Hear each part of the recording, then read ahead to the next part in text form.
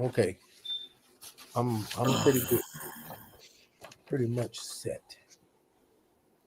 Okay, we got it.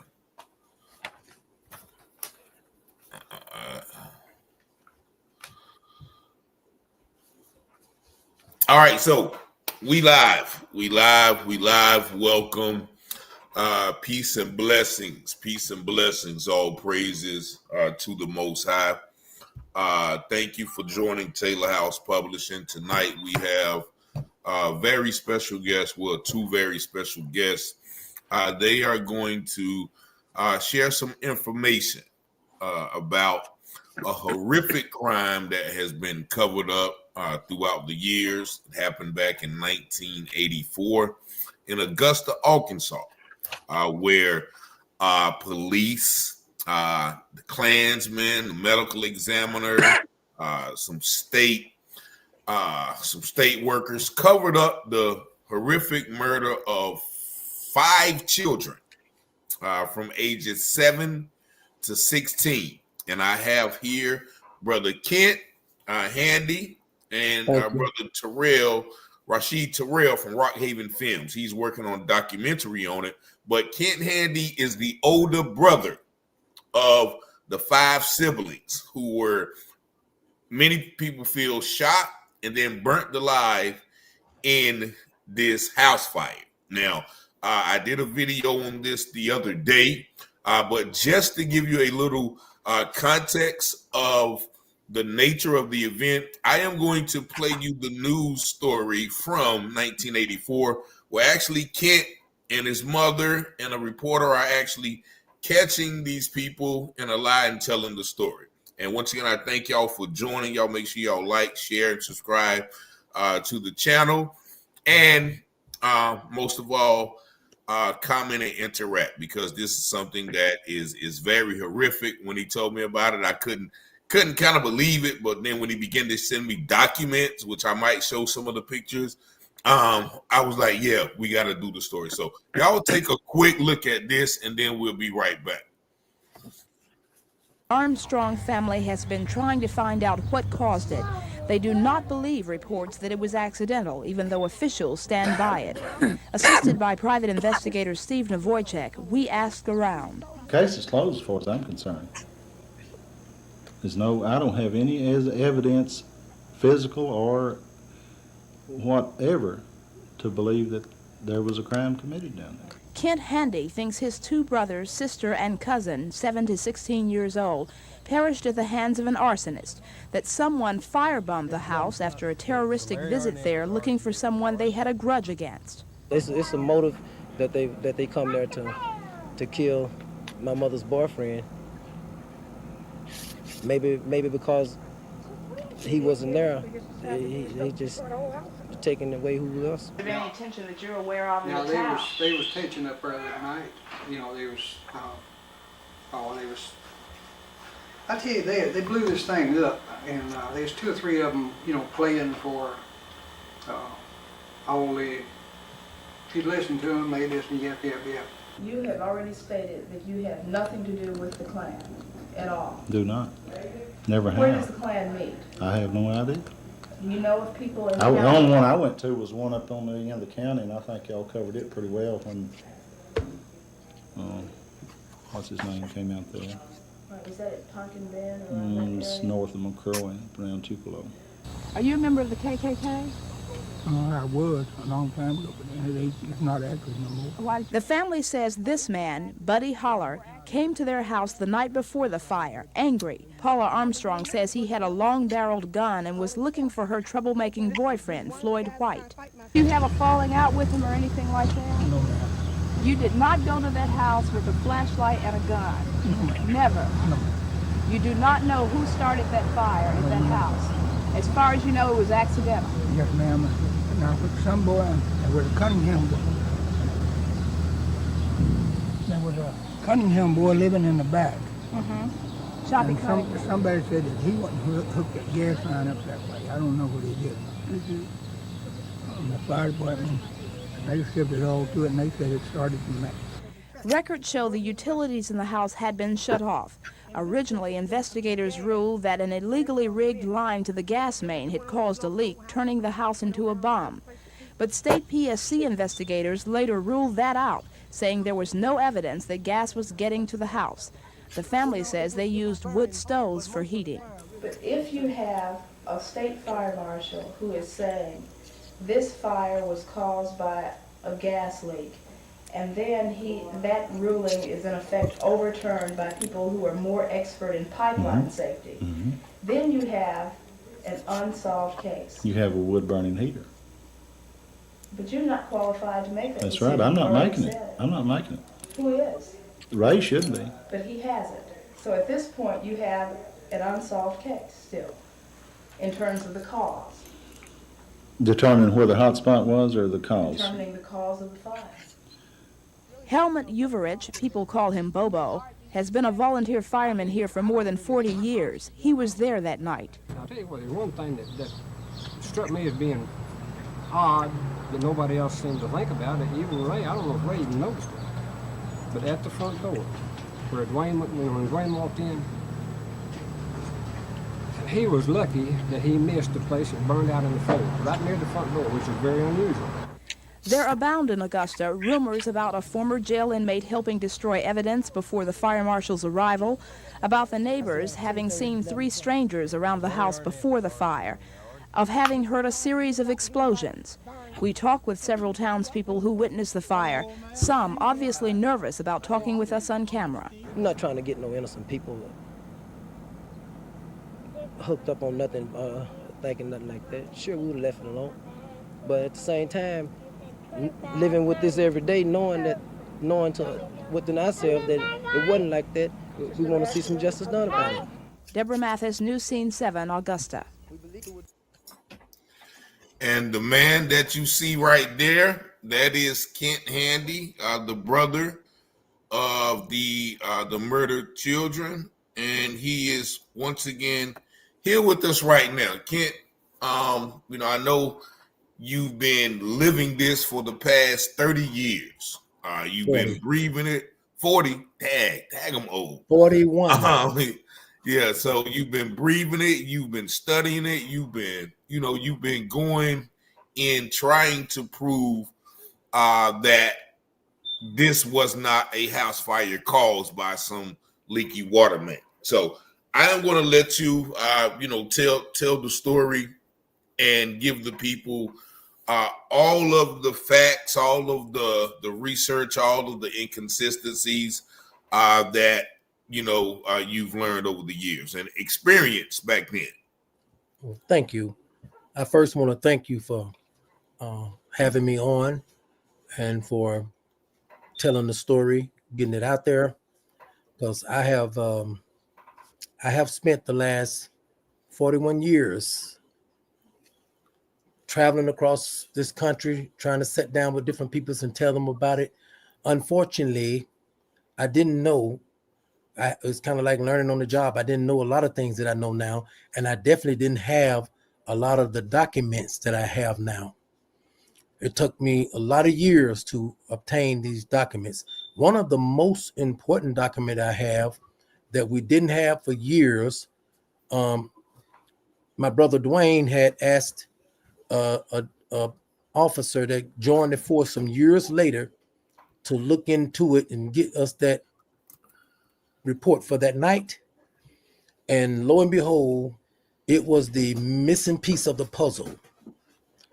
And what I mean by that is, out of all was said and done over the years, it actually put the Patterson police in the city of Augusta, which they had no right to be there at that time of night, and they had no right to hide their cars at the fire station.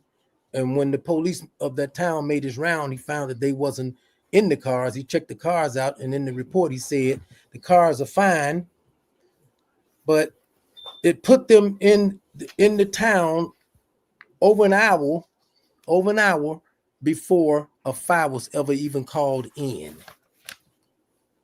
Because when I was trying to tell this to the authorities, they was trying to justify that they was there because whenever there's a big fire, whatever, we always, when there was a big fire, they said they always would call them, bring them in. This document is one of the most crucial pieces of evidence that we have that we didn't have for years.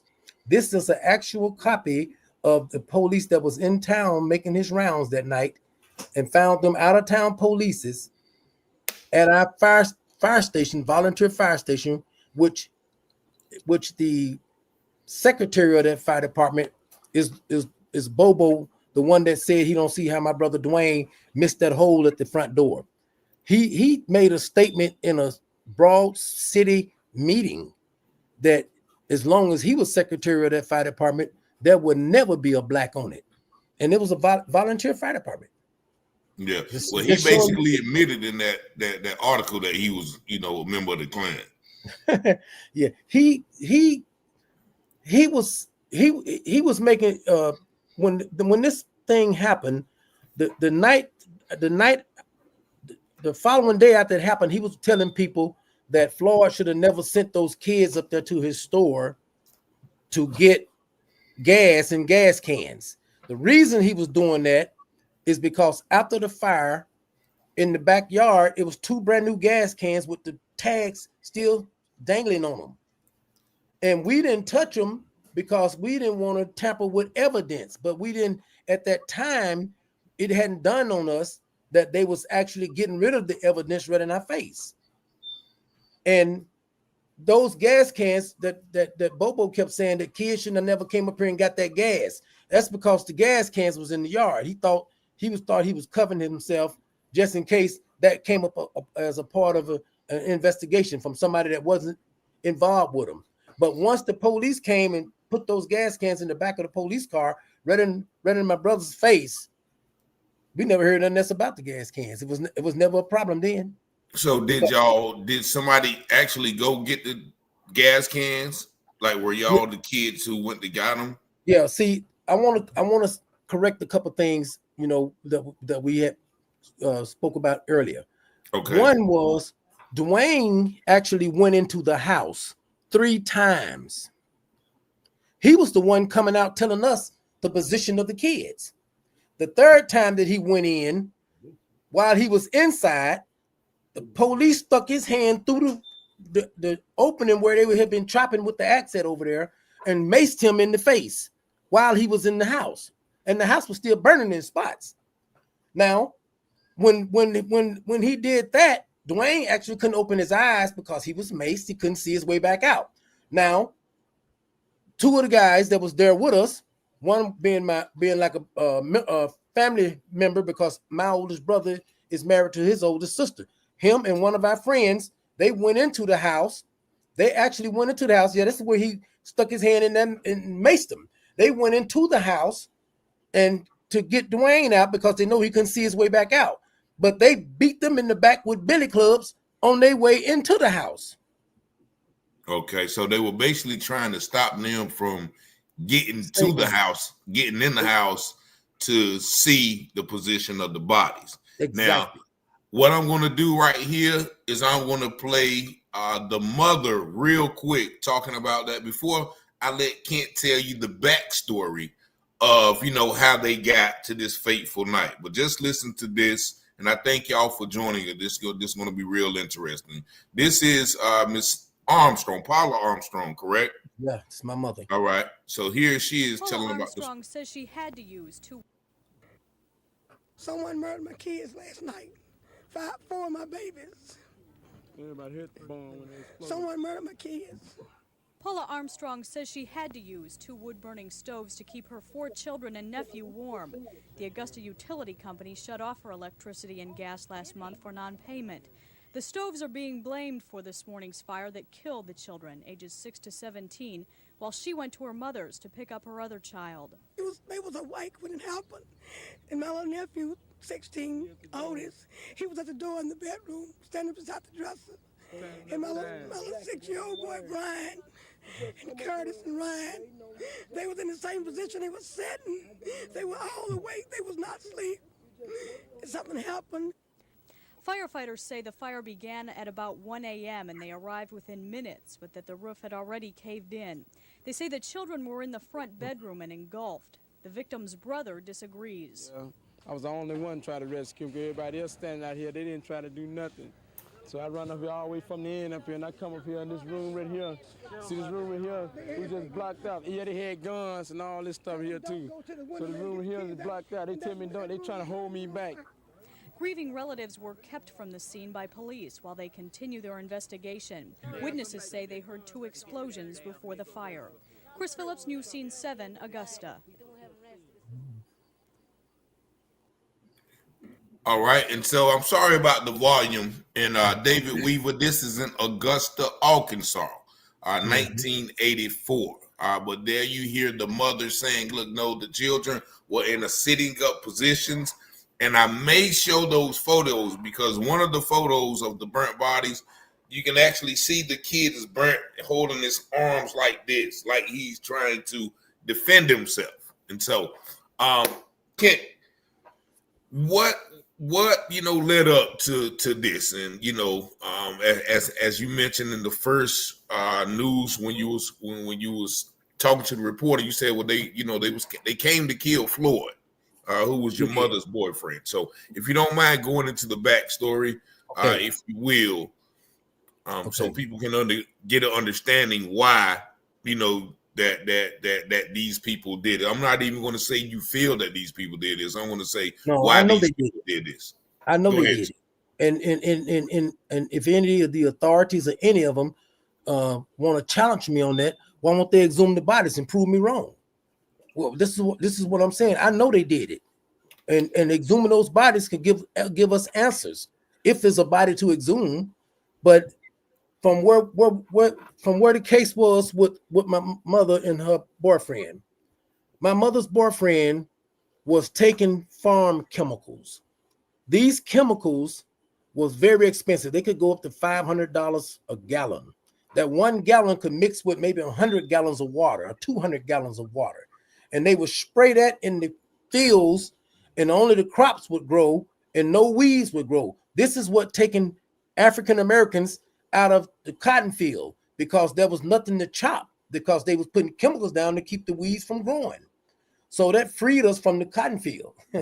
But he was taking these chemicals. He'll take it from this farmhouse, and he had other people that them white farmers would love to buy it from him, because if they gave him $200 for it, they just saved $300, and they knew it.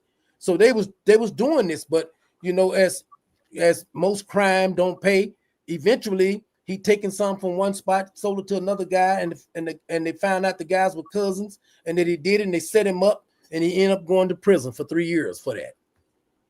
But when he came back to this small community, he was a marked man. Okay, even though he came back trying to get a job, he asked the mayor for a job. She told him no, because you steal, and stuff like that. So they was against him.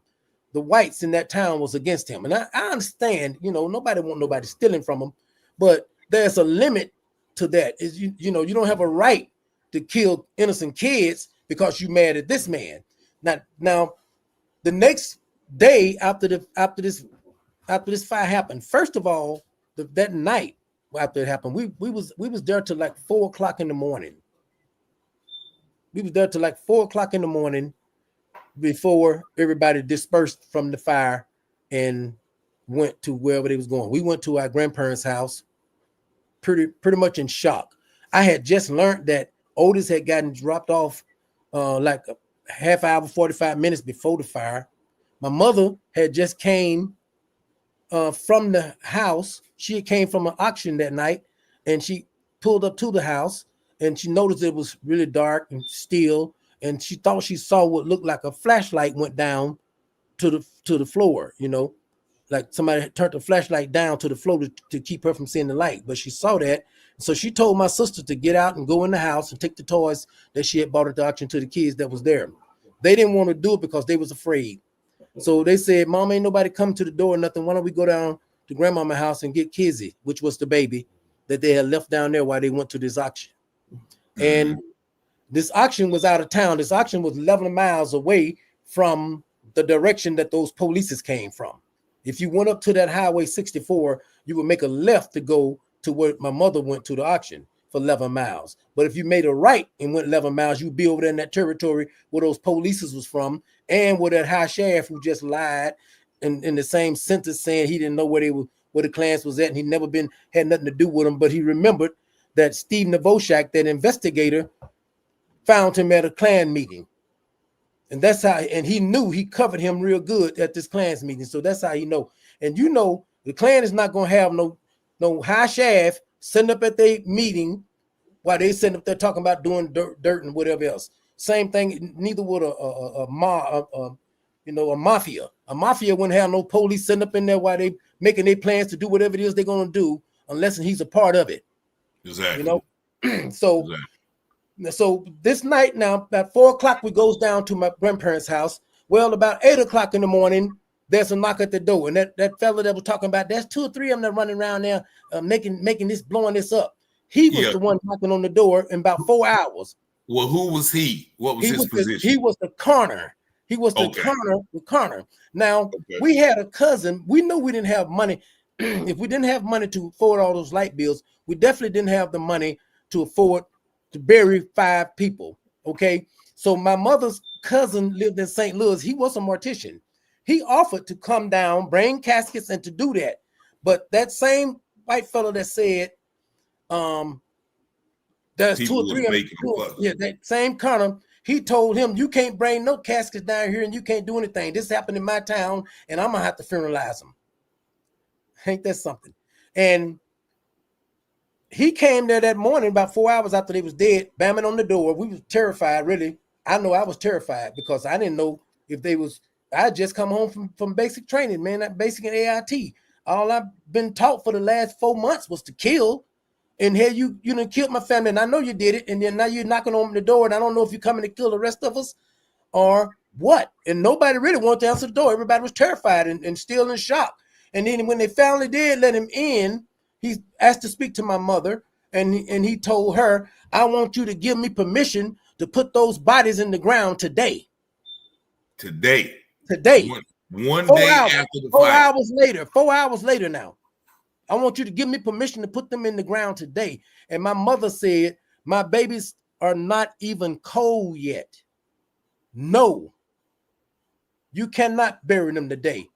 No. And she said, well, then he turned around, well, I can't say too much because I can end up with a bullet in my head. I can end up shot. Well, then I want you to promise me that you or no members of your family would try to open a casket. I want you to promise me that. And I don't know what my mother told him at that time, but he left and we was looking at each other like, this dude just said he can't say too much, he gets shot in the head. Now he confirming what we was already thinking. He confirming that this was foul play. Because that night while we was there, when we first got there, even when I was first told that the house was on fire and the house had blown up, my brother Dwayne was DJing. I ran up to the DJ stand. I told him, Dwayne, house on fire. He left running and I left running too. I had just come, like I said, I didn't even own a car at the time, man. I was running and I could see the glow in the sky. We were both running down the same road, but when I got to the car wash, there's this private owned cafe for whites. It wasn't all the way private before. It used to be blacks could go in the back door and you could see the white folks up there dancing and drinking their beers and stuff, but you couldn't go up there. You can only go to that counter and order you a burger or whatever you're going to get and get out that back door. Hold on. Now, this was in 1984. Yeah, but this was probably around 82 when you could go in, but not 84, you couldn't go in at all, black. I just wanted to point that out. Because this sounds like I'm 1920s or 1930s. I know, man. No, yeah, 1984. Yeah, this is 1984. And see, they always had this complex about my family because my mother and a lot of my mother brothers and all was living in Chicago. So my mother, she used to stay in Chicago. She came back, to the South, but she came back with that you know better than me attitude. You know what I mean? And they weren't used to that. Even in the schools, they would tell us stuff like my brothers and them have a problem or something. They go up there, where you from? You from Chicago? Because she wasn't no type of person that bow down to you just because you was white. She spoke her mind and she spoke what was right, what was true. She tried to be fair about, life. What she was very offensive when you tried to take advantage of me or mistreat my children because they're black. She never played that. She always, my mother was a person that the whole town knew for feeding the hungry, giving clothes to those who didn't have much. She would buy from yard sales and Roman sales and stuff just to give them away to somebody she know that need them. God bless her. That's the type of person she was. And so, back to the White's Cafe. Let's get back to that. Okay, so this White Cafe, the white guy came and told several of us that was standing outside. We was talking about it, and like I said, you got to be dazed behind something like this, almost unbelievable. One night everybody's home, the next night all these people's is gone, and we standing outside talking about it, this and that. And this white guy come up to us. He was drinking a beer, but he said, "Man, the Klansmen did this." He said, "Did you notice the hinges on your mother's door? How the nails was kicked out, the door was almost kicked off the hinges." He said, "Otis fought, and he fought hard, but they was too big and too many of them." That's what he said. And see, what a lot of people don't know is that I got Otis' picture. I got the color picture, and I wish you would show them, because the ones you got is black and white, but the ones I got is colored. Okay, and Otis, I bought Otis' picture here to New York and took it to the corner here. And he told me, "Mr. Henry, I can't do this or that because I don't have the body. But according to that picture you have, that is a gunshot wound to the head. You can see where the bullet entered, and you can see where that flap would exited from his head. They shot him in the head, looks like really close range." Okay. And this is what the white boy was telling me, that Otis was in that room. When Otis came in the house, when he saw them in there, he broke and ran to my mother's room and tried to barricade the door with that file cabinet that was at the foot of the door. I think that this white boy might have been there with them, because he said he tried to barricade your mother's door with that brown file cabinet that was at the foot of her bed. Who said that? This is what this white boy told me. The one that was telling me he was also in the car with them when they came over the police. He was riding with the police when they came over the scanner. We're gonna say they all died of smoke inhalation. He the one told me that they was gonna say that. We know what they was gonna say before the police report said it. You see what I'm saying? Okay. And the brown, but this is what made me think he was in there, because I painted that file cabinet brown. I'm the one painted it brown. And after the fire, it wasn't brown. It was cripped up and burnt. It was just a piece of rusty metal. You know what I mean? So how would you know it was brown after the fire, except you saw it before the fire? Yeah. And so, and another thing that and before you continue, because I just pulled up this document right here. I want y'all to see this, because you said when y'all got there, 3 men walked out of the back of the shed, or yes, no, there was yes. Go ahead. Yes, tell that part of okay, well, let me tell you this. On the way there, when I turned by that private cafe that they had went private and said no blacks allowed, period. When I turned beside it, when we first got to it, I turned right there. But my brother Dwayne was running straight across the front of it to turn on the next block, on the other side of it. And while he ran past there, it was some white men standing outside smoking and with their beer and stuff. And they started calling him all type of niggers and they start chasing him with a stick or something. He was a bull floater. You know what a bull floater is? What you use to smooth concrete.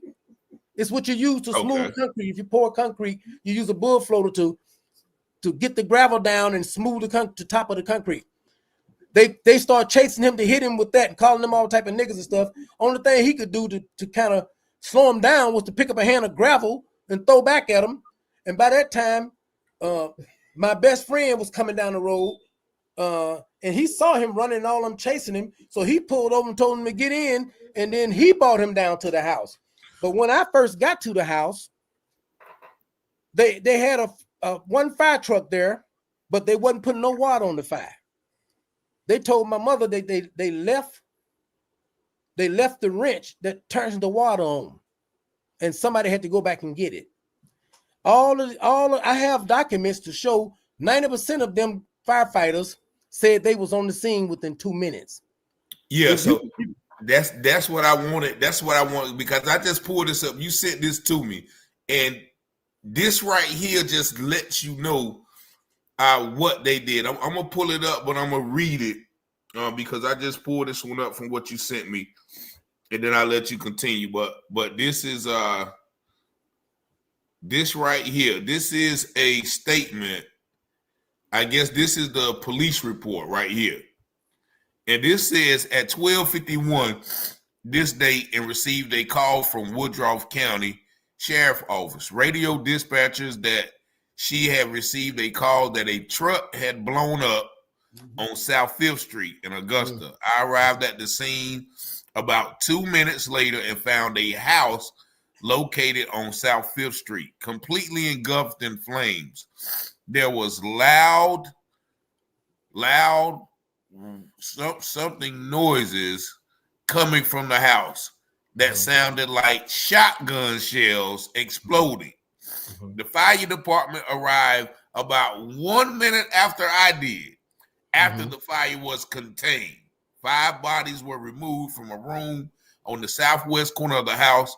The bodies were removed by County Coroner Bill Angelo and Jim Rhodes. Bodies were identified as follows, and they said there's the fire. But you're telling me, and I'm gonna take it down now. So they're saying that he got the call and he arrived 1 minute later, and then the fire truck got there 2 minutes later and had it already contained. Well, if you look at the bodies, you look at the bodies, the after pictures that I sent you. The bodies say they are lying. The bodies say they're lying. Okay, several blacks was calling the fire department that night because, listen, the police that I saw coming out the shed, I knew something was going on wrong because, first of all, when I got there, the fireman, I asked the fireman, was anybody in the house? And his reply was, I don't know. Jake from me, I don't know. But if they are, they dead by now. That's what he said. And they wasn't putting no fire or no water on the fire. Okay. The fireman was just standing there with the arms crossed like this. So they never,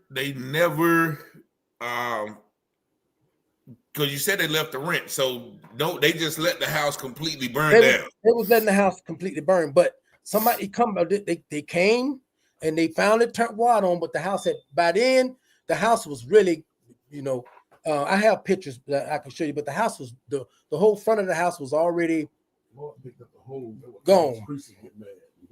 And see, when those cops came from behind the house, I didn't know at the time they was police. No. And who that talking in the background? That's my brother Dwayne talking in the background. What's up, Dwayne? Hey, shout out to Dwayne, man. Yeah. That is the house right there. Yeah, that's the front of it. You see, when those police came out that shed from the back, I noticed they all had on khaki uniforms. They didn't have, they had on khaki uniforms, and they had rifles. And I said, I'm looking at them, and one looked me in my face, and it looked like he had guilt, like a ton of guilt in his face. And I'm looking at him, and I said, this is a hit. I realized, because this small town, we knew every police that was on the force. And they knew us. They know my grandparents. I mean, my family's been in this town for a long time. Okay. My grandfather died at 95. He probably been in that town ever since he was in his 20s. So they knew our descendants. They knew all of our cousins and whatever. They knew a lot of our family. They knew, and they knew that they were family to us. So it was inexcusable for them to have these cops there. And we don't know we didn't even know that they was cops. But they come out with their guns, and when they came out with their guns, they dropped the water hose on the ground. Okay? They dropped the water on the ground, and Floyd picked the water hose up. my mother's boyfriend. And when he picked that up, that they drew guns. They ordered them to draw guns and shoot and kill any D nigger and this and that come to this house and leave him there. This was the order. So they ordered us to get back. And if anybody run up here, shoot and kill him and leave him there. And we bagging up now. We bagging up. It was probably about 25, maybe 25 yards, if that, from the highway to the front door. You know what I'm saying? So we just standing right there watching the house burn, knowing that the kids was in the house. Because I wasn't sure at first if they was in the house until my mother, when she pulled up in the truck and jumped out and went into like a spasm, then I knew the kids was there. I thought I had a little hope for one while that maybe the truck gone, maybe the kids are with mama, and and it was just a burnt house. But no, when she came up and started really, going, and historic about it, I knew the kids, somebody was in the house. But I didn't know at the time that Otis was in the house. My mother and them was shocked because they had just stopped at the house, went down to my grandparents' house, telling my grandparents what she had got at the auction and to come to get the baby. They getting the baby ready and this and that. And she just telling her about what all she done got at the auction and the good deal she got on it and stuff. And boom, boom, boom, there's a knock at the door. It's the police. And the police is saying, yo, D house just blown up. And I have this in documents, okay? Because what happened eventually, we sued the police department and the fire department. And even though we lost in court, I have the documents that why they was on the oath what everybody said, because many of them are dead now. But what the good thing about it is, I tell you, God is amazing. As we gathered documents, then we realized, we sued the town we lived in, but they was covering. See, I couldn't figure for the life of me all these years why, when the prosecutor attorney's office told them to investigate, they threw the letter in the drawer and refused to investigate. All that came up in court. They refused to investigate. I couldn't understand why would they put their law jobs on the line. Who they covering for? They wouldn't just do that for somebody that's some old long hair hippie drinking a can of beer. This got to be somebody important. Why would they risk losing their career over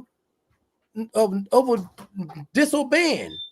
And come to find out, they was covering all this time.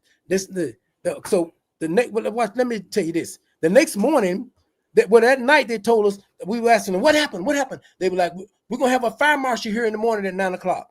You guys come back up here at 9 o'clock and you're gonna find out what happened. We come back up there at 9 o'clock. The fire marshal broke his leg. We're gonna have to get another one. We'll call y'all when we get one. We go back down our grandparents' house, and eventually somehow they came through there and said, we got a fire marshal, whatever. The fire marshal came to town, went up to the jail, got with the police, and left from there and come down to the house. Now, we up there at the house, we was at the house before the fire marshal actually got there. He must have just got to town when they told us he was in town, because we was at the house standing out on the road watching the captain, Carl Bonner, shovel and throw stuff out of the house out into the yard. He's shoving up all the carpet and all this and that. See, as over the years, I put a lot of it together, and it fits like a hand. It fits like a hand in a glove. See, that night, well, they also told the police to find Darrell Hill, that he knew something, and they never found him.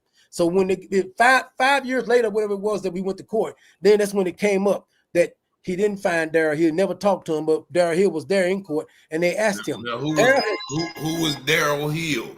Darrell Hill was my oldest sister boyfriend. He's the one that came in the club and said, hey, your house just blew up. I said, what? Your house is on fire. He was the one that came and told us that, because he had just walked past the house.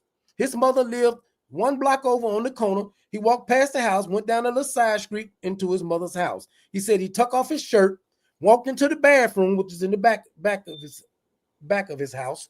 He walked into the bathroom and he heard a boom, great explosion. Many people said they heard that explosion.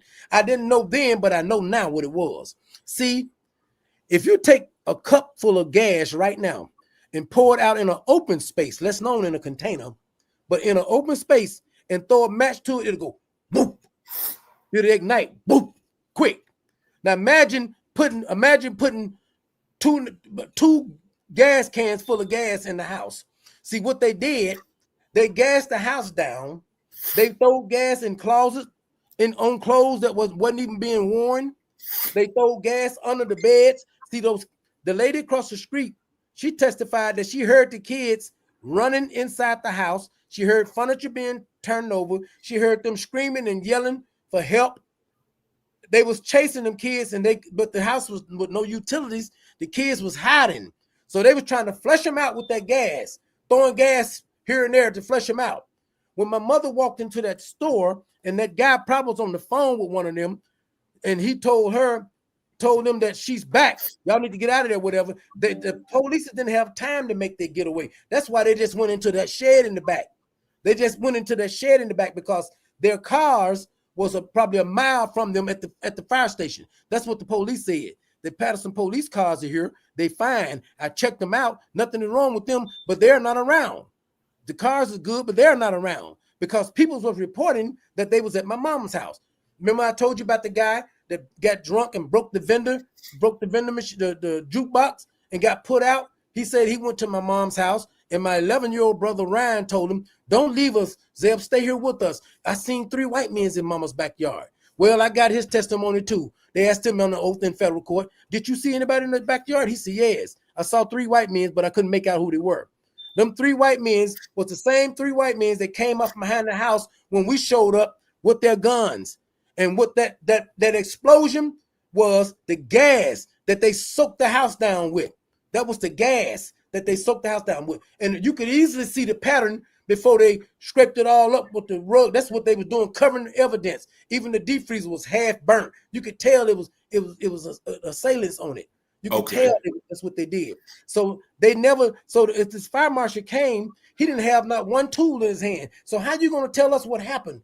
You were just a cleaner. He went around. I got pictures where he went around the house trying to make a little piece of black hose fit on the riser where they had taken the meter away. There wasn't even a meter on the house because my mother had sent the young man, probably in his, I don't know, 30s then, early 30s, the one that they was calling the boy. My mother sent him. Cunningham. Cunningham. Yeah, my mother sent him up to the gas company because she figured if they won't take a partial payment from me, because they was every time my mother, like I said, my mother would speak her mind, so they felt that she was one of them uppity, what they call an uppity nigga. Okay, she never would just bow down to him like a lot of the blacks would do around there. And she figured because they've been giving her a hard time, I'll send Cunningham up there. Maybe they'll take a partial payment from him.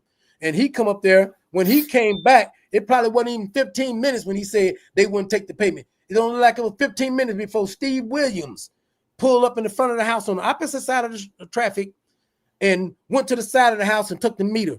And I know he was a racist because I had to fight him in high school because he called me. Steve Williams, what position was he? He was a city official. He worked for the AP&L. What's that? Arkansas Power and Light. Yeah.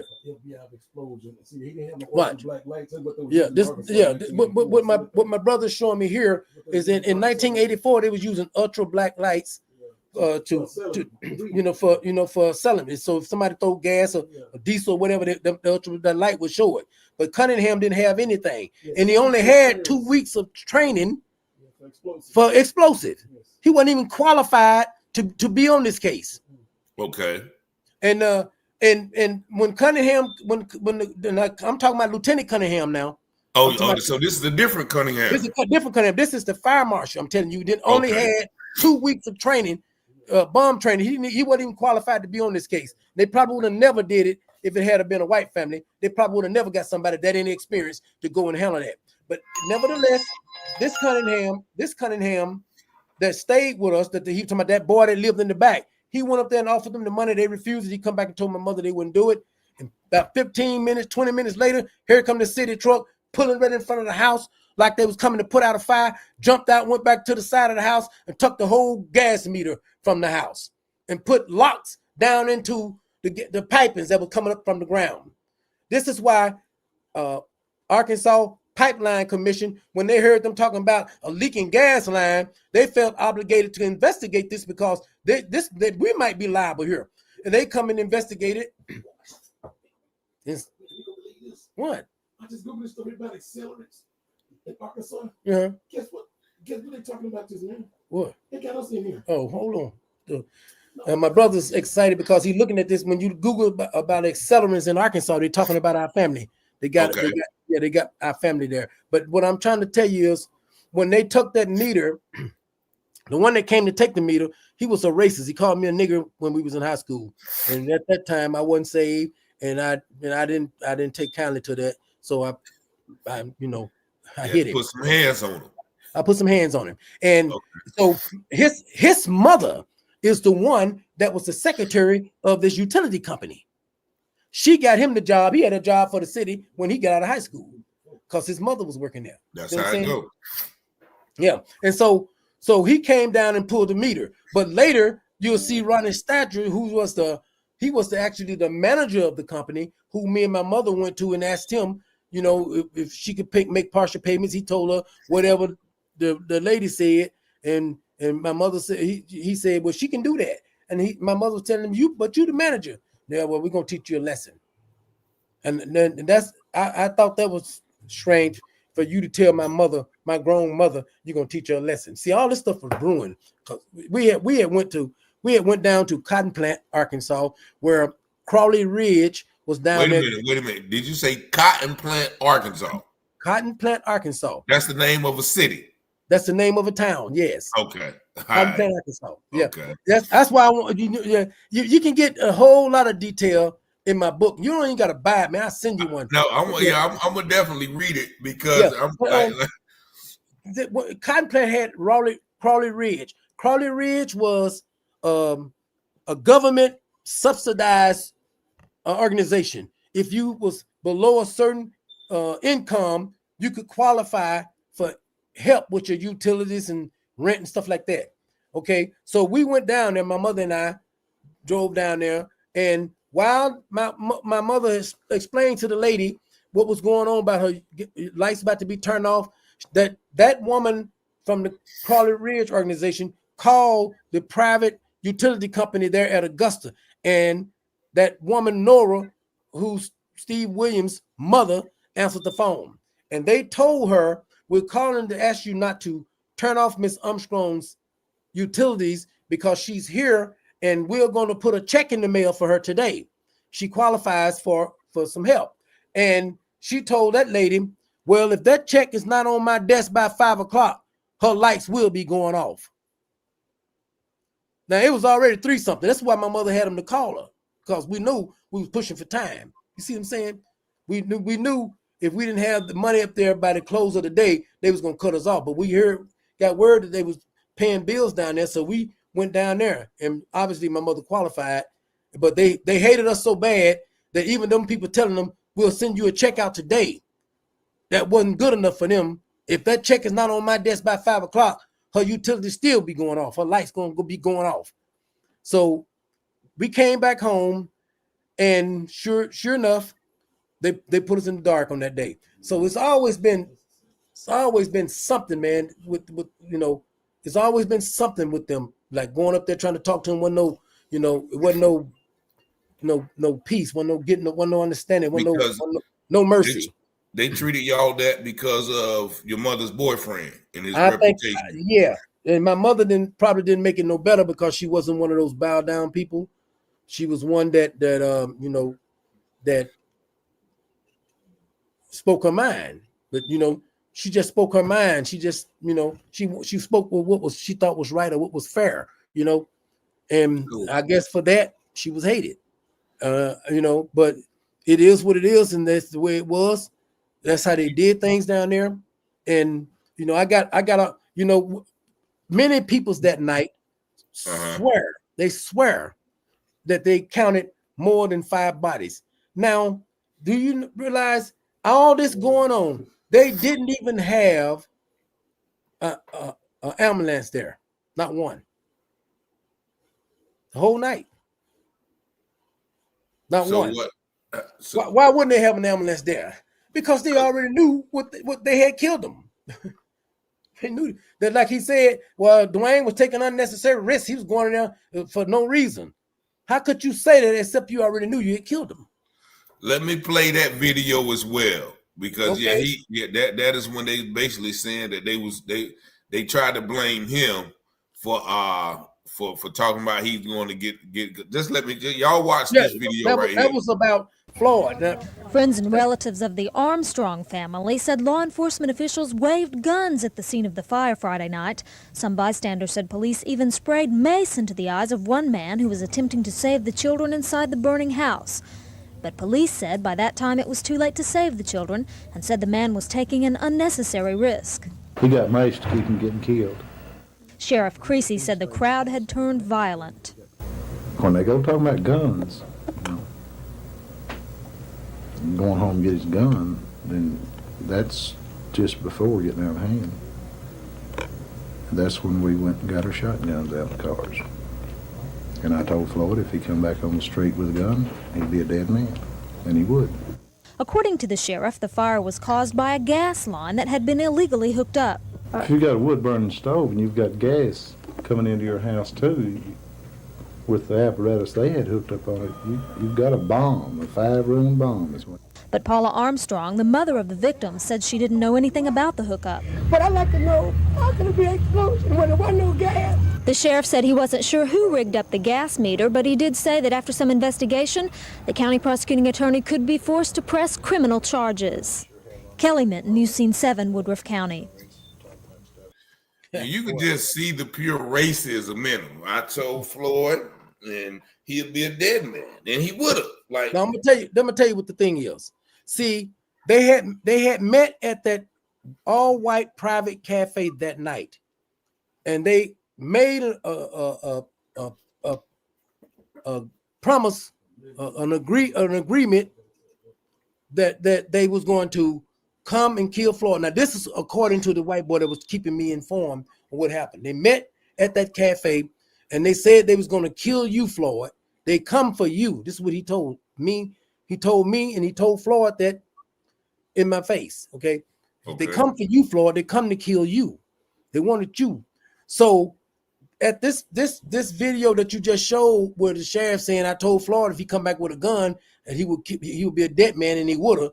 See, when they realized that they missed their target, who they really come there to kill, they was trying to provoke and use any kind of excuse to kill him when he showed up.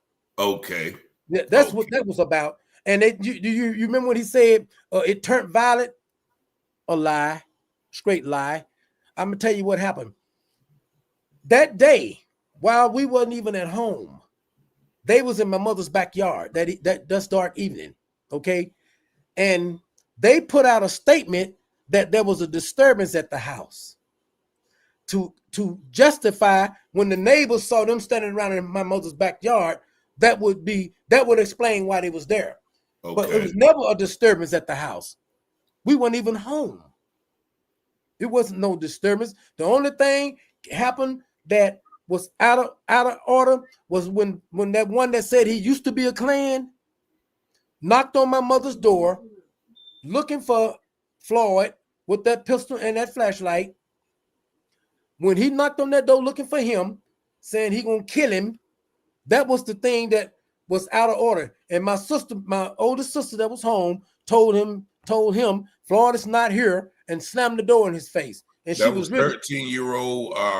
No, this is my sister Gina. Oh, so this the night before. My sister Vanessa was there.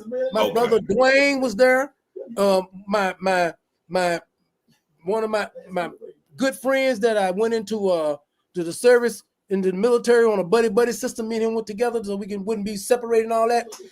He was dating my sister on the low. I didn't really find out all of this until we got in service. But he was there visiting when this man knocked on the door with that long barrel. It was a long barrel pistol. He had a flashlight and a long barrel pistol, and he had You know the guy I told you they hit in the back when they went in the house to get Dwayne out. Then when he got maced, his brother was with this Klansman. Okay.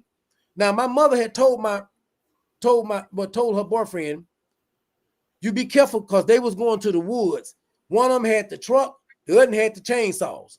They partnered up, gonna go to the woods, cut ricks of wood, firewood, and sell it to make money. That's what they was gonna do.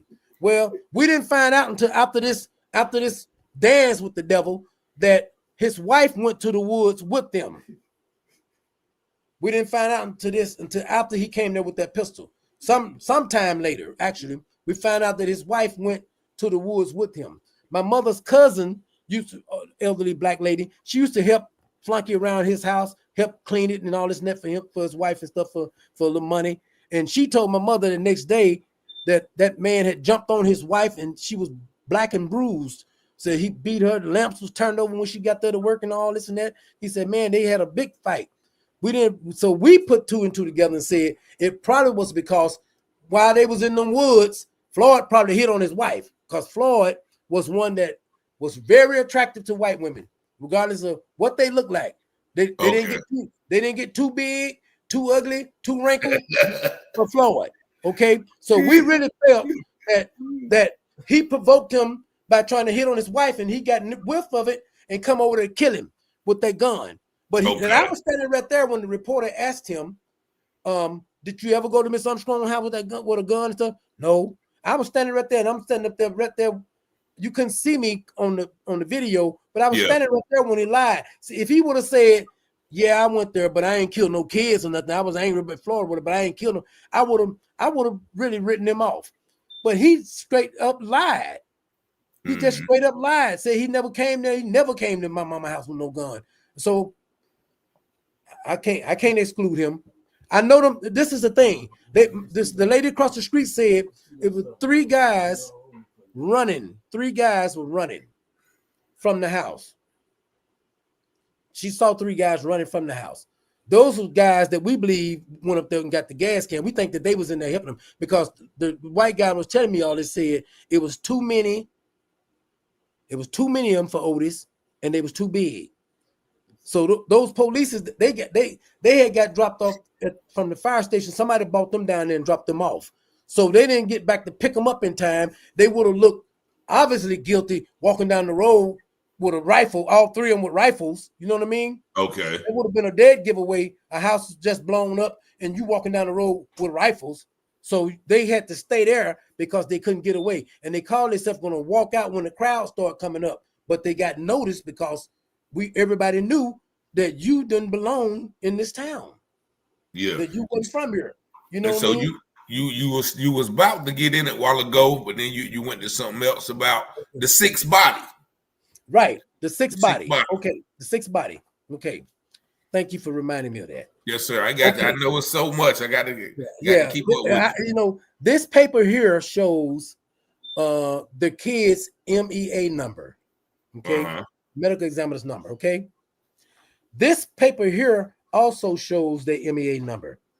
But what I don't understand why the crime lab give me a paper with my family on it, and why did they give me one with an unknown on it? Hold on, let me see. Did you send that one to me as well? I think I did. They got one with an unknown on it.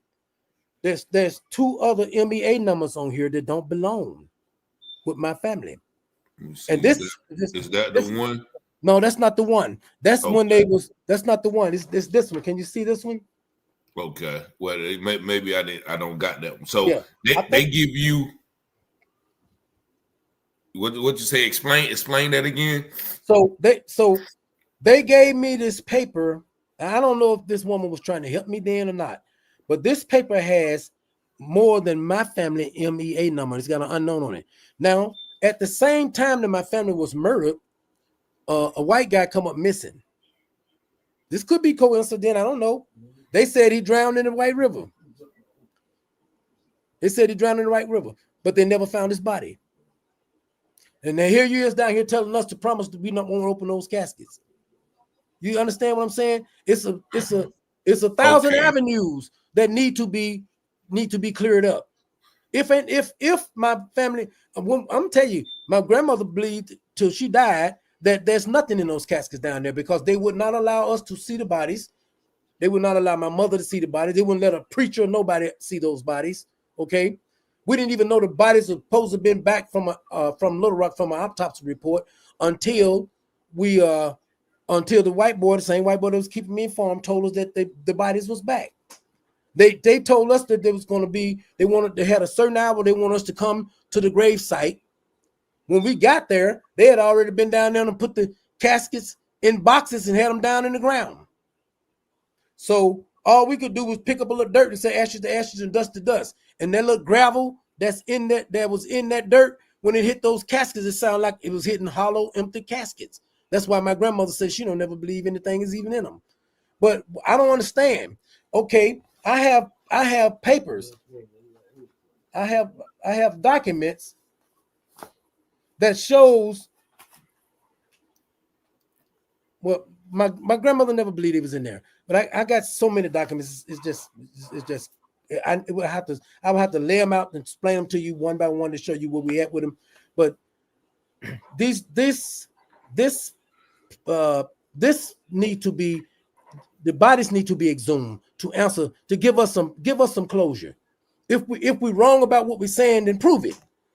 Get the bodies up and give us an autopsy. How can we trust an autopsy from a man who was made to resign because he botched up so many autopsies? Okay, Bill and that Clinton, was the guy on the news. That was the guy that was on the news. Yeah, this picture here shows them destroying evidence right in our face, destroying it.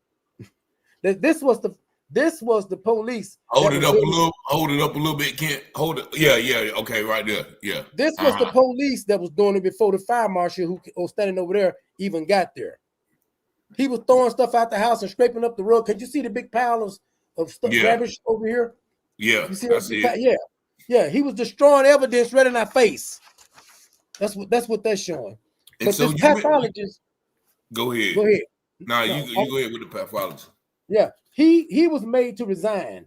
He couldn't be trusted. He was made to resign because he had so many cases of fraud against him.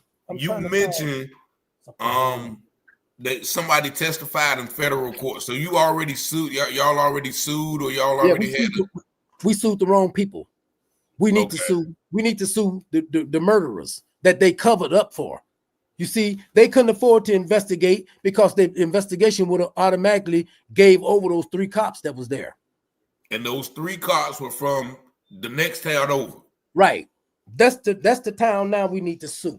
Patterson. Was it Patterson? Yes, sir. Patterson and McCrory. I think McCrory was in it too. You have the documentation that say that they was in your town an hour before the fire started. Yes. And what reason did they have to be there? Now, when did you get that? Did you have that? Man, it took me a long time to get that. I know for it probably 15, 20 years before we got it.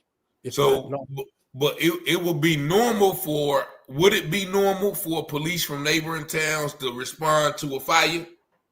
It would be. Okay. But the problem was they responded when there was no fire. Yeah, they was there beforehand. Yeah, they was there. And seen at my mama's house. You heard it in the video you showed. You heard the reporter saying, neighbors saying they saw the 3 men in my mama's yard. That was before there was ever a fire. And the police called it in. The police called it in to the dispatcher. And that's the dispatcher's recording that they was in town before there was ever a fire. This paper shows the pathologist had to seek for a new job because you could read that it said he had botched up cases against him. Mm-hmm. This paper here shows that his resume for the new job was inconsistency. Right here. I'm trying to show you somebody that's not trustworthy. Mm-hmm. This paper here shows 14 of his rulings was examined by 2 other pathologists, one out of St. Louis and one out of Texas, and 4 of his rulings was overturned. And one of them is right here. This gentleman was shot. Mr. Raymond Albright was shot once in the head and 4 times in the chest, and he ruled it suicide. Wow. Now, who gonna shoot themselves 4 times? You shoot yourself 1 time. I doubt if you want to shoot yourself again. Yeah. You're gonna shoot yourself 4 times in the chest and once in the head. That's documented that he covered up. Yep. Autopsies and causes of death. This was the lie they was telling, that it was a illegal gas hookup. They basically tried to leave it that we killed our own family. But Arkansas Pipe, here, they ruled right here. First of all, they told them to change their sayings on this. They told them to change it. Because they knew that what they were saying was not true. They come to the conclusion right here. This investigation confirms gas did not leak from an outside source. They lied. That's why the news reporter was there telling them somebody most qualified than you is saying that what y'all saying is didn't happen. Okay, here they said they did all this investigation, and it was found that the black rubber hose would not fit. This is the Arkansas Pipeline Commission. This is proof that they was lying, and they left that lie there. It wasn't until after I written my book, The Dark Secrets of Woodruff County. When I written that book, people came up to me thanking me for writing it and saying, man, all this time we thought y'all killed those kids. They thought y'all did? They thought, yeah, because they left it like that. See, they didn't change they didn't change their lie. They intentionally tried to mislead people to say we did it. And they never changed it, even though they was told to change that. They never changed it. You see? And now, but when I've written about it and broke it down into details with proof and showing this, that, and the third, then now those who are hearing it, those who are reading it, they're getting the truth now and they see it. Yeah. And we got Mr. Rashid Jarrell from Rockhaven Films, and yes, sir. I know you still got a lot more to share, but I know he has uncovered some things. Yeah. I guess working with you, talking with him, you said that there are many more cases like this. I think when this comes to light, Mr. Handy is actually going. This tragic story is going to shine a very bright spotlight on decades of racial injustice. Some of the individuals you speak about in that family were also the victim of house fires, and there was a time when we were in Arkansas doing an interview, and Kent can actually attest to this. We were driving down to Arkansas. Kent actually tells me the story about this 18-year-old boy who had, they say, had jumped on a train and jumped off, and he died from jumping off the train. Now, Kent had just told me this story on our travels, however many hours we were on that road. He had told me this story, and lo and behold, in the middle of a very heavy interview with his sister Gina, I took a break. And I walked outside, and Kent can attest to this. I walked outside, I took a break, and lo and behold, this young man's mother was walking down the street and talked to me. Actually, and she greeted me. She thought that I actually knew the people that lived in the house, like I was like family or whatever. And she had, but she had gave her condolences because they had just lost a family member. And then she's like, I know what it's like to lose somebody close to you. I lost my son, Kevin. And I said, ma'am, what's your name? And she's Mary Jane Whitmore. And at that moment, the light bulb clicked. I said, oh my God, this is the mother of the 18-year-old kid that had been killed down here that Kent had just told me about less than 48 hours before. Okay. And so I even told her, I said, you know what, would you be willing to come back and shoot an interview with me? I would love that. And just to have it, because you don't know what this is going to unravel when it comes down to this story for Augusta. There's many cases. There's a lot of Yeah, cases. yeah, like the Um, one. go ahead. Tell him about Willie. Yeah. So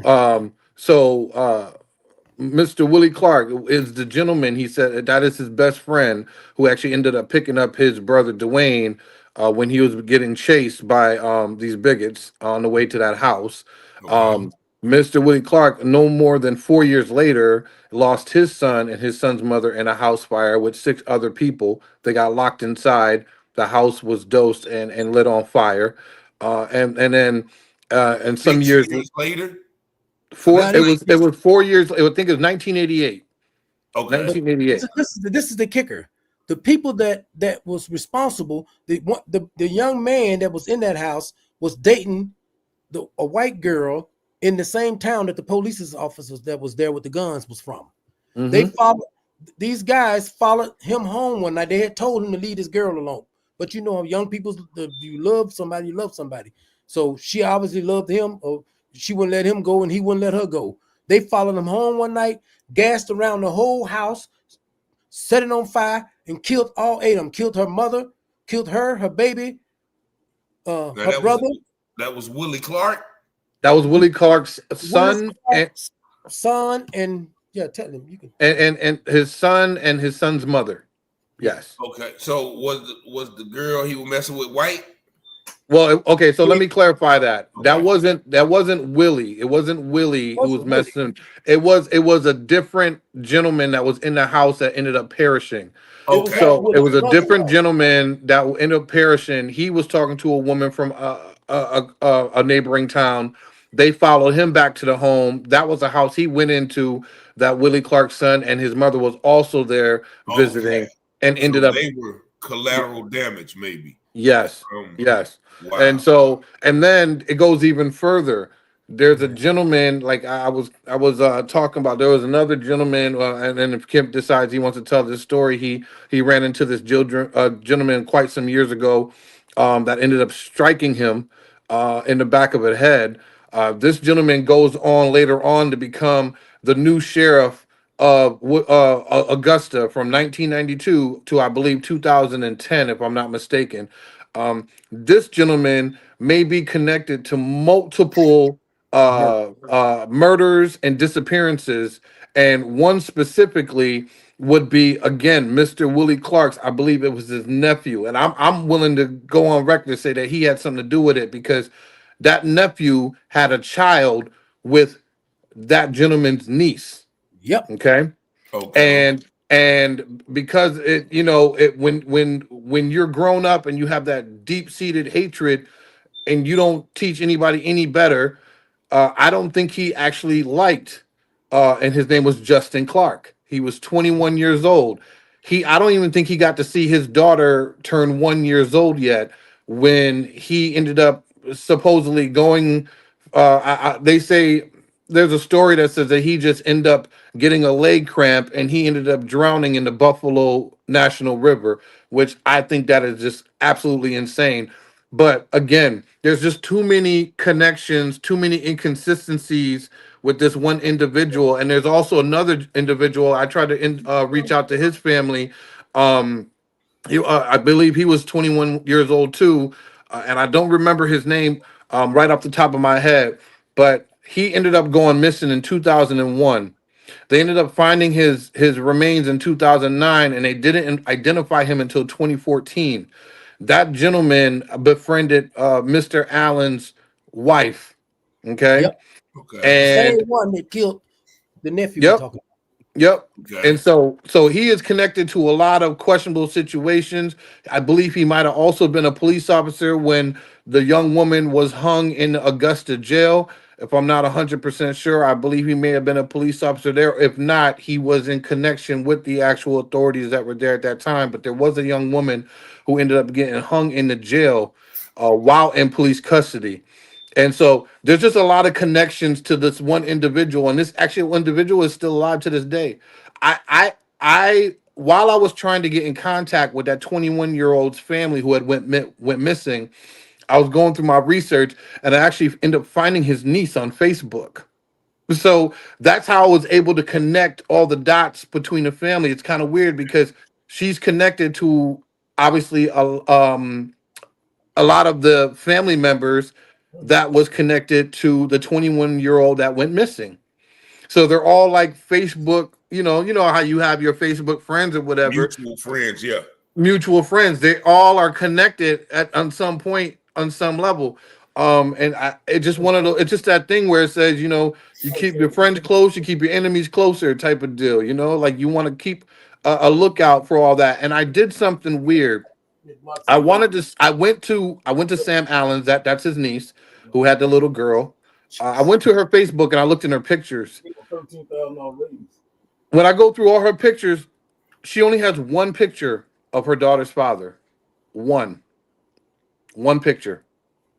I don't think he got a chance to see his daughter turn one.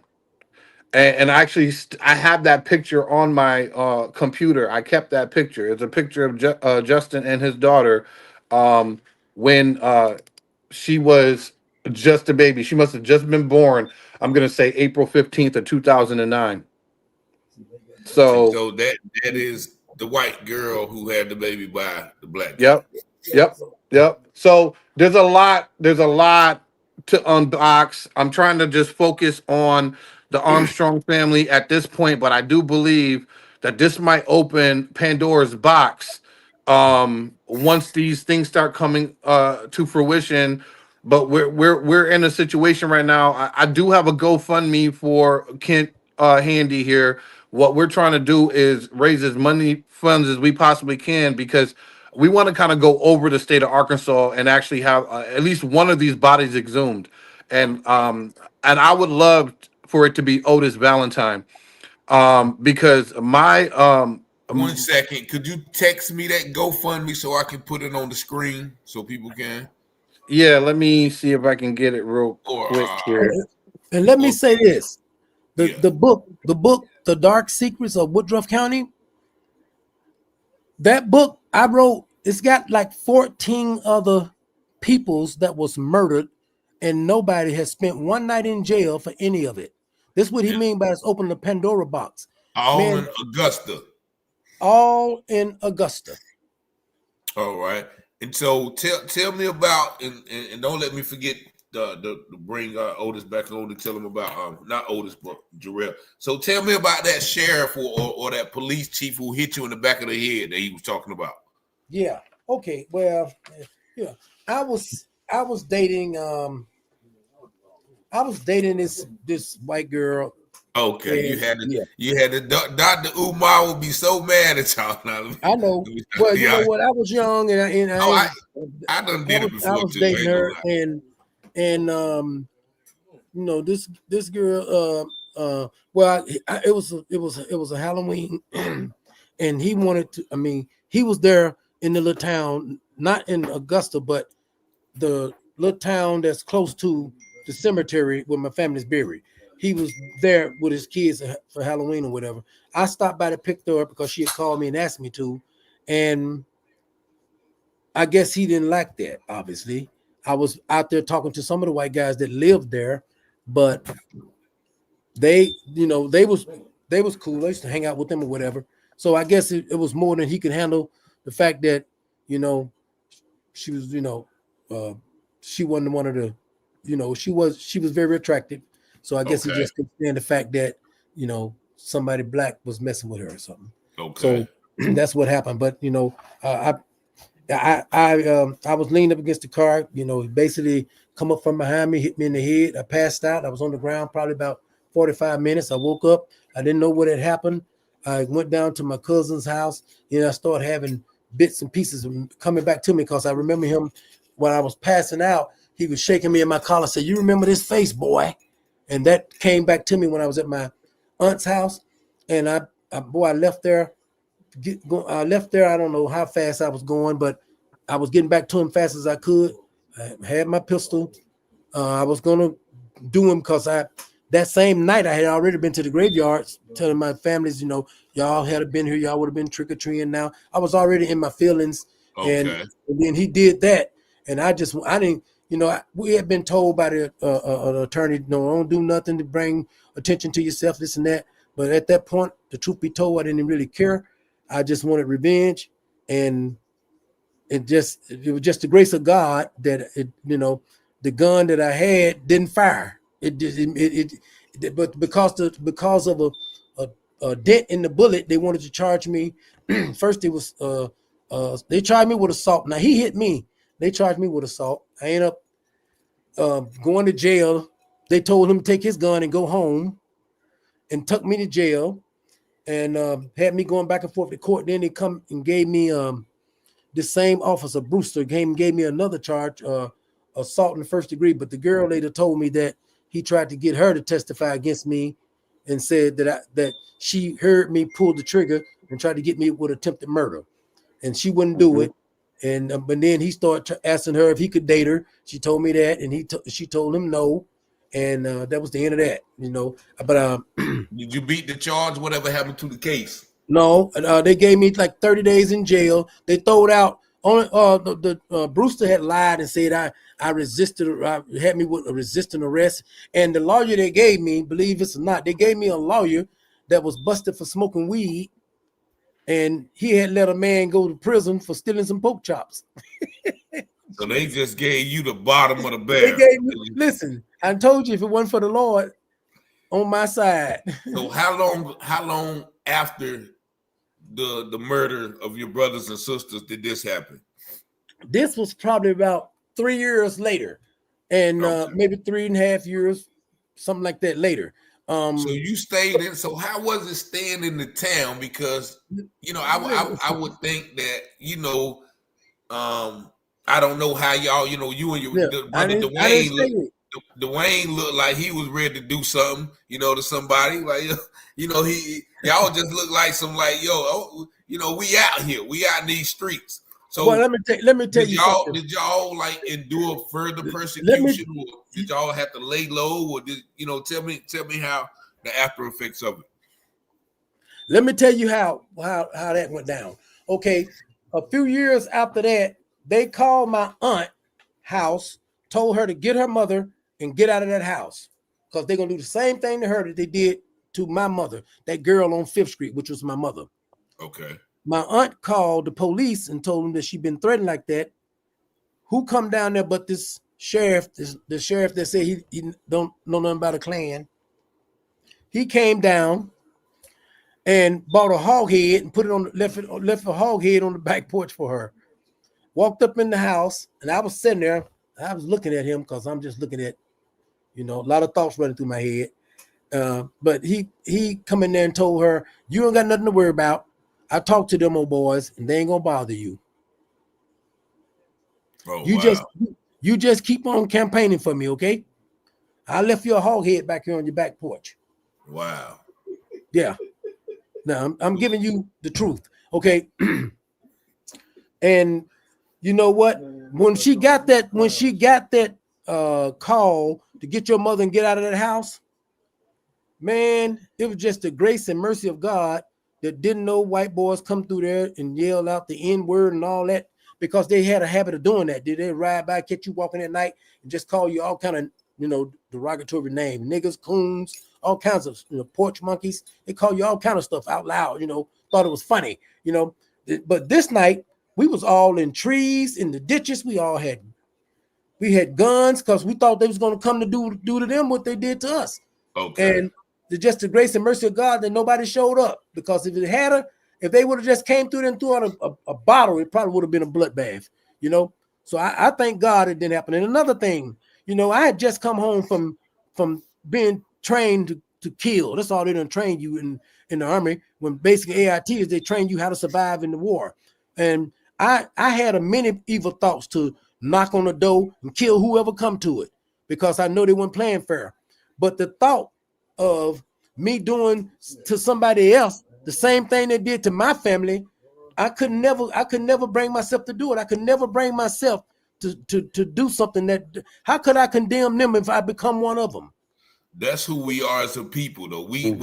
And that's why a lot of people, are mad at us because we're so forgiving. But that's who we are. Like we don't, I know it. I know it's it. hard for us to do that. I know, man. You know what I mean? I can't. You know what? If I walked through the woods and I found a little cat in a abandoned smokehouse with her kittens, I couldn't just get an axe and go chop up her babies. What kind of person is that?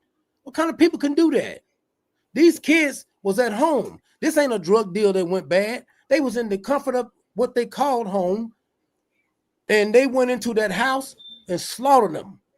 We found bloody clothes that was put away in a closet that nobody even wore. My mama hold them up on camera.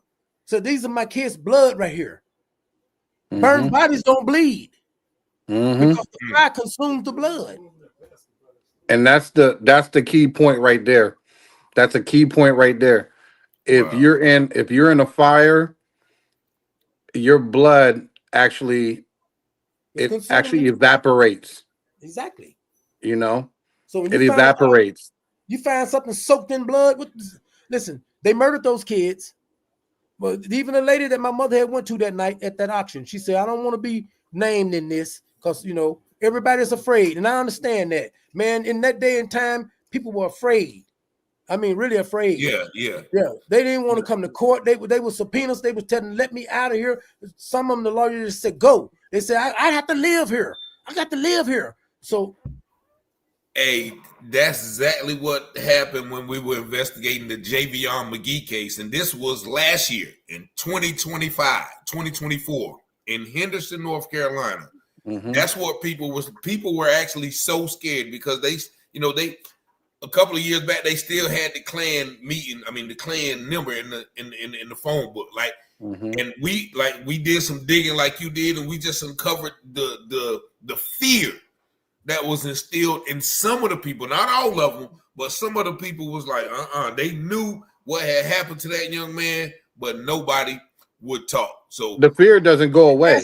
Ask him. He was trying to talk to somebody down there, and they you would have thought that they weren't afraid, but they was telling him how afraid they was to talk to him about it, even to this day. Even today, even today, that's ingrained in that community. Like that's nothing that's going to go away, right? It's not going to go away. The only way that goes away if there's a complete elimination of politics, if the people are protected, whatever. This is ingrained from I'm talking about decades and decades and decades of just like learned behavior. It's never going to go away. It's transferred. It's transferred. Hey, how you doing? In the book I wrote about her. This is my wife of 38 years. How you doing? I know you've been hanging with him. I know you've been. It's been a rough road, but he can't do this without you. I'm just gonna let you know. Yeah, he can't do this without you. Very good pleasure to meet you. You mentioned something that I cut you off on, but we want to come back to it because we was talking about the bodies, and you said the body that you most want to exhume is Otis. But before you show this, I'm gonna show this real briefly. Let me show you this. I don't want them to to kind of block it, but watch the hands of this little kid. I think this is Brian, but look at his hand right there at the top picture. That is a defensive posture. First of all, he's got both hands up. He's got this hand up and he's going like this. So he's almost trying to guard himself from whatever is happening at that moment. Exactly. And that's exactly the same way he stayed, right? Yeah. So yes, that's that one. So here's my thing that he was speaking on earlier. When they said that when he said his grandmother doesn't even know if there's anything in there, those are the two things that I'm looking for. Either it's empty or he is in there, and then you can see the evidence of the whole. That's not going to go away. It doesn't matter how long over time. It doesn't matter how long over time the body decomposes. You're still going to see that hole in there, okay? Because the way a skull actually disintegrates, it actually disintegrates from the outside in, like over time. Is this my computer doing that?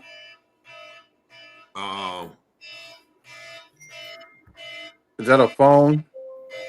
Yeah, I don't. Yeah, that is a phone. That's my brother's phone. He done gone Come on, outside. Dwayne. Look, tell Dwayne. Come on, Dwayne. Left his Shout out to phone. Dwayne though, man. Left I his felt phone and went outside. I felt his energy in that interview, man. He was like, man, they Yeah, want nobody trying to do nothing. yeah, Like yeah. Yeah. Can Dwayne I was show you? going I in want to there. show you this picture of Otis. Oh, Hold yes. on, let me see. I'm looking forward in the ones you sent me. Is it in the ones that you sent me? No, because that actually, I think that's the one that you didn't send any of Otis. Okay, no, I got the Otis, the bottom legs, and the front. So yeah, I do got Do that. you have the one with the tape on his back? Hold on, let me look. But yeah, this is let me go back to the email. If you do, I want you to look at that picture good. The one with the tape on his back. Otis, after where they cut him in half and cut up his head. But not that one. No. That was getting rid of the gunshot in the head. That's what that was. But this one here, this one I Otis. have.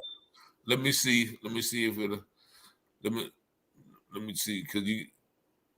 Let me try to see if what I'm trying to show you is Otis after. Oh yeah. So let me look at that. Look at that close. His head close. You can see the entrance of the bullet, and you can see the flap. That's why I wanted to show you this. Yeah. color So I picture. I can only show this, for a couple of minutes, so it won't be so gruesome. And I know they said, dang, you sold out of his books. So I don't know. Somebody said. No, yeah, let them know that they can order it through Amazon. They can order it. It's an Amazon bestseller. This book has been on display in Frankfurt, Germany, International Book Festival. I was there. It's been on. I've been to London, England, International Book Festival. This book is an Amazon bestseller. And if God's sparing said the same, we intend to have this book turned into a movie where everybody can see what we're talking about happen. Yeah, definitely, and I think and I appreciate brother Jarrell as well, Rock Haven Films, for being another, because like I said, I'm a writer as well, but when you put something in visual, it's kind of easier for some people to digest. And less work, I would say. It's kind of less work for people. Right. Where's that picture? I just down. Okay, here we go. So I'm gonna show this picture. I know the last picture y'all said y'all wasn't ready for, and I kind of sprung it on you. So this one I'm gonna show as well. I'm gonna hold it up there for a few seconds, because some of sometimes they'll flag the video. But this is the picture of 16-year-old Otis, and I think right there. On the left side of his head, is that the flap we talking about? Yep. So if you look right there, you see that bright spot right there. That's the entrance. On this picture, you can see it real good because it's color. This is color too, but it's smaller. But if you look at it, man, you can see the entrance and you see where it blew his head out. You know what the pathologist said? He said it come from the heat in the fire. That's what who said that? The pathologist that was made to resign. Now, common sense would say, pathological liar. Yeah. Anybody know that if anything gonna boil, get hot enough to boil, it's gonna come out at the weakest point. It's gonna blow at the weakest point. It'll blow out of your eyes before it blow out your skull. It'll blow out your nose and mouth because those are weak spots in the face, in the head. Okay. So I mean, it's just amazing how he was willing to lie and do all this. See, he sent them an autopsy of my sister Tracy while the bodies were yet in Little Rock. Nobody else had an autopsy. He didn't send them all the autopsies. He just sent one. As to say, this is what they're gonna look like. This ought to work for you. He sent one autopsy down there, and that guy said, y'all need to leave this alone because this is deeper than you think it is. See, at that time, the truth be told, they was dealing drugs. The police was dealing drugs down there. Oh yeah. Yeah. If you Google my name, they'll see my books. But if they Google the mayor, what was his name? What's that mayor name, Dwayne? Mayor of Augusta. No, the mayor that's telling them that they was dealing with drugs and stuff. I want them to, if they Google him and hear his own testimony, you would see that they was Is that Jeff Collins? Jeff Collins. Jeff Collins. If they Google Jeff Collins, they hear him talking about Augusta when he was coming up. I remember him being, a rowdy, didn't care much for blacks, high all the time. He put it out there. The doctors and all them big wheels that was there, they was dealing drugs, selling weed. They was in Augusta talking about they done found a field with $1 million worth of pod. But like you don't know who owned that land or whatever. They was totally dealing drugs down there. And it had to be because watch this right here. This is the article that I pulled up on Jeff Collins. It says from myth to mayor, the transformation of a small town addict in Arkansas. Here it is, right here. Yeah. Here's a paper. Here's a paper. That's here's insane. Right here. Here's an article right here about them with their weed. Right here. And so, I mean, just imagine that headline. That is a crazy headline. So everybody got to be on on something. And see what you said about Jeff Collins. When you have been in that life, you know everybody else who's on it. Like, but the people who go to court with the lawyers and all of the judges who are involved, they're not going to see it. But you being the low level addict or hustler, you're going to see those people. You're going to know. So that's why he was able to bring it to light, because he can say, I did meth with him, or I know everybody who's engaged beyond the suits and the ties and the robes and the titles. So that's definitely how I get down. And I think I don't know how far that y'all are from Mesa, Arkansas, where Bill Clinton from. They had that big. They had that big cover up or uncovering of all of the corruption, the dealing, the trafficking that they was doing. Like they had airports where they were bringing it in by the boatloads. We know all about that. Okay. So it goes deep in Arkansas. Go ahead. It does. But I wanted to get back for the viewers, for people that are watching, the people that want to help.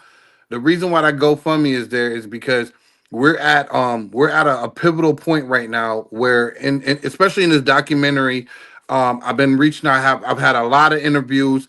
We're at this point right now where the state of Arkansas does not want to help us exhume the bodies because they do not want to take accountability for anything that have happened in this state in any one of their towns in Arkansas. Let me repeat that.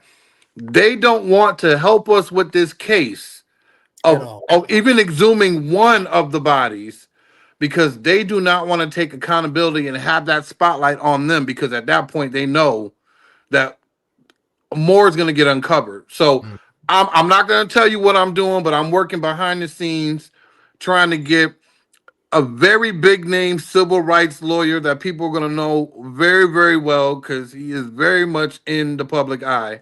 We are trying to get him to help assist in taking this to the next level and go above and beyond these people. But we are trying to get the funds so that we can at least, and I say this for Otis, right? Yes. Otis is the key, in my opinion. Otis is the key. You can physically see the harm that these people did to him, okay?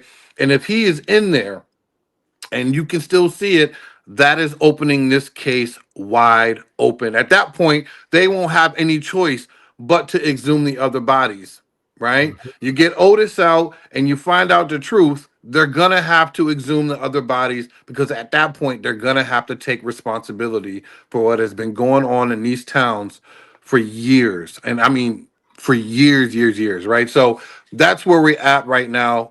We're still working.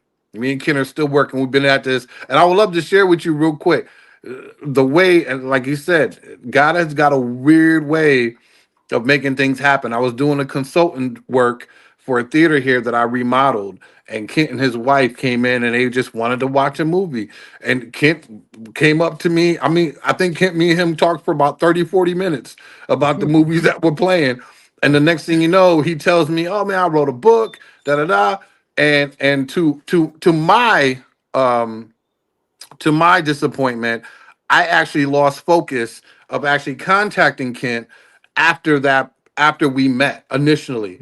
But like I said, God has a weird way of bringing us back together. I was out and about, ran into somebody he knew. They had told me about him. Said, "Oh yeah, I know this. You know this." And I'm like, "Okay." I immediately called him on my phone, and we have been working ever since then. We have been back and forth to Arkansas. We're getting this documentary together. Um, he's been traveling, doing his book tours. This man has been all over the world just trying to get people to hear this story. Yep. And I'm grateful that I get a chance to be a part of this to help him.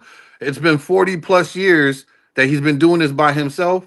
And so now it'll be just amazing if we can get this out, get the masses to see what's going on, shake the tree. I'm all for Rage Against the Machine. I will Yeah. shake the tree. I'm Yep. not from the South. I'm from the North. My family's from Louisiana, so I'm Right. familiar to what Kent and his family has to dealt with because my family is from Clinton, Louisiana. For people that know about Clinton, Louisiana, it's not that different from Augusta. Not at all. They Okay. used to drag people in the back of trucks all through Clinton. And my grandparents and my father and all my aunts and uncles, they were from down there. So they had to live this life too.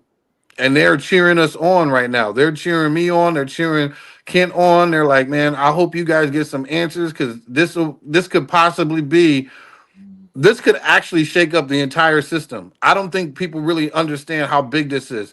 If anybody can tell me, when's the last time that you saw the KKK accountable for anything that they've done in history? Never. Never. You see? They hold everybody else accountable, but they Right. just ignore that. Oh well, that was a long time ago. That was a difficult time. That was an ugly time in America. They always do all of that, but never even acknowledge the brutality. You know what I mean? Why They why do our blanket. government why do our government protect them? Why the Right. law protect them? I mean, Because what African American I mean, group can put together an organization that kills, lynch, tar and feather, hang, shoot, stab, drown? What black organization can do all that and have the police to protect them when we march through a town? right. All right, Right. so she said, "I'm from Eveline Crenshaw," and thank everybody for commenting. I haven't been sharing comments, but she said, "I'm from Cotton Plant. This happened around the same time that 2 cops from Cotton Plant were murdered, eliminating the entire city's police force." So Wow. they probably knew some corruption. That's probably why they had to go. And somebody also asked, "Do y'all know anything about the Elaine, Arkansas massacre?" I do know about it. It's one of the largest race riots in the history of Arkansas, but Arkansas suppress it. You don't, they suppress it. They suppress And it. when did that happen? Is that like a That was in 1919. Oh, okay. Biggest race riot where they had the military down there killing blacks. Okay. Yeah. And what did that start over? Let me guess. Some black man was alleged to be touching a white woman, won't it? Actually, the first time I heard about it, my brother Dwayne told me about it. And even though I have put in a lot of time of my life traveling here and there trying to get this case looked at and opened up and this and that, that's when I decided to write about it because I'm not as young as I used to be.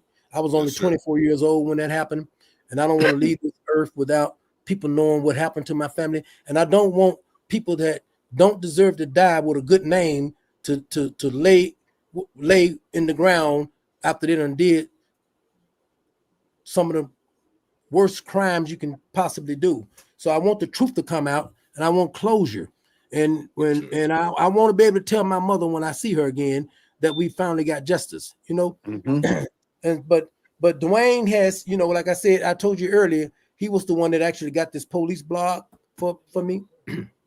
Yeah, and so I like to give credit where credit is due. I have been on this case, traveled. I spent a lot of money, man. One time I paid for, gave my car to my mother in Florida to trail me. We all went down to Birmingham, Alabama, to the Marsh Deed outfit there. But I was so inexperienced with traveling at the time, that by the time I got down there, it was like midnight and the place was closed. I couldn't stay because I had to be at work and the next day. And all I could do was leave the documents I carried down there with the security guard at the gate, you know. And I think about things like that, how far I was from getting my story out there from that point to now. Now my book is being displayed in the biggest book festivals in the world, you know. And I know it wasn't nobody but the Lord that made that happen for me. It's nobody but the Lord that linked us together. It's nobody but the Lord that linked me with you. That's got what's going right now. So I give God the praise.